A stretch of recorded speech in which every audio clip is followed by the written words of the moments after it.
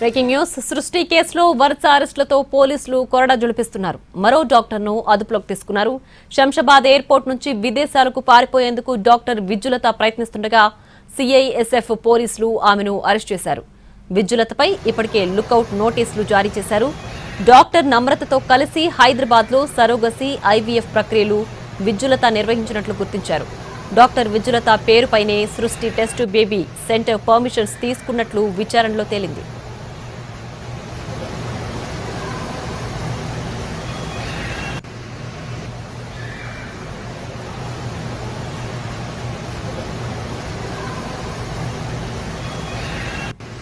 ఇక సృష్టి కేసులో వరుస అరెస్టులు జరుగుతున్నాయి. ప్రస్తుతం మరో డాక్టర్ను అదుపులోకి తీసుకున్నారు పోలీసులు. దీనికి సంబంధించి పూర్తి డీటెయిల్స్ మా crime input editor Ramesh Vaitla phone లైన్లో అందుబాటులో ఉన్నారు. రమేష్ వైట్ల, ప్రస్తుతం డాక్టర్ విజ్జులత అనే మరో డాక్టర్ని పోలీసులు అదుపులోకి తీసుకున్నారా? ఏంటి ప్రస్తుతం అప్డేట్?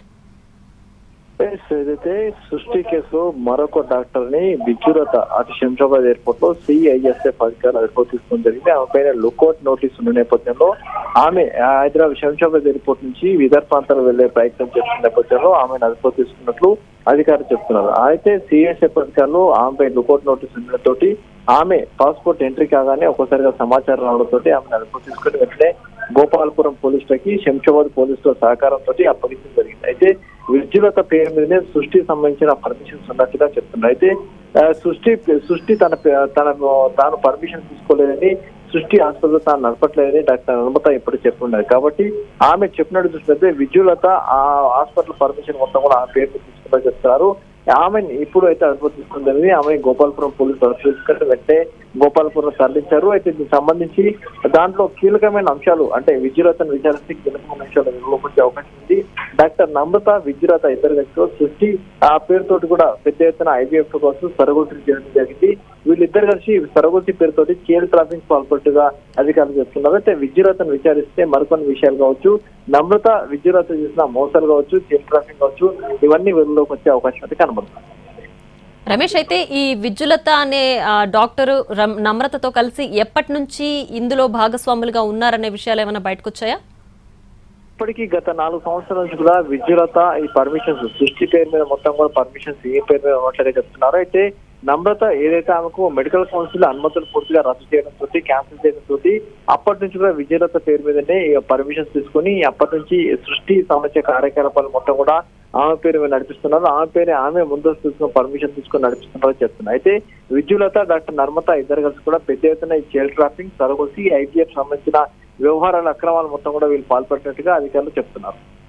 రమేష్, అయితే డాక్టర్ నమ్రత ఇంకా ఎవరైనా పేర్లు బయట పెట్టిందా? అంటే కేవలం నమ్రత విజ్జులత కాకుండా ఇంకెవరైనా డాక్టర్లు ఇందులో భాగస్వాములుగా ఉన్నట్లుగా ఏమైనా చెప్పారా? ఇప్పటికీ నమ్రత సంబంధించి ఎలాంటి నోరు మెదపలేదు. కేవలం రాజస్థానీ దంపతుల విషయంలో తప్పు జరిగినట్లు చెప్పిన నమ్రత మిగతా విషయాలు మాత్రం ఎప్పటికీ చెప్పట్లేదు. ఎలాంటి విషయాలు కూడా బయటికి చెప్పకపోవడంతో ఆమెని కస్టడీ సంబంధించి రేపు కస్టడీ ముగుస్తుంది. ఆ నేపథ్యంలో తిరిగి మరొక 5 రోజుల కస్టడీ కావాలని చెప్పి కస్టడీ పిటిషన్ వేయబోతున్నారు. అయితే ఇప్పటికే 6గురిని కస్టడీలో తీసుకొని విచారిస్తున్నారు. దాంట్లో ఇప్పటికీ ఎవరైతే ఏఎన్ఎం కార్యకర్తలు కావచ్చు, లేకుంటే కొంతమంది బ్రోకర్స్ కావచ్చు, తెలంగాణలో ఏదైతే మెడికల్ క్యాంపులతోటి పెద్ద ఎత్తున ఆ దంపతులను గుర్తించి అంటే గర్భవతులైన మహిళలను గుర్తించి ఆ మేరకు ఆ పిల్లలు చైల్డ్ ట్రాఫింగ్ పాల్పడడం కావచ్చు, వీటన్ని సంబంధించి ఇప్పటికీ 6గురిని కస్టడీలో తీసుకొని విచారిస్తున్నారు. అయితే ఇప్పుడు విజ్జులతకు సంబంధించి ఈ వ్యవహారంలో ఆమెకు సంబంధాలు నమ్రతతో ఉన్న పరిచయాలు కావచ్చు, లేకుంటే ఐవీఎఫ్ కావచ్చు, సరగోసి కావచ్చు, చైల్డ్ ట్రాఫింగ్ కావచ్చు, వీటిలో ఈ విజ్జులత పాత్ర ఏంటి అన్న విషయం కూడా తెలుసుకునే ప్రయత్నం తాము చేస్తామని అధికారులు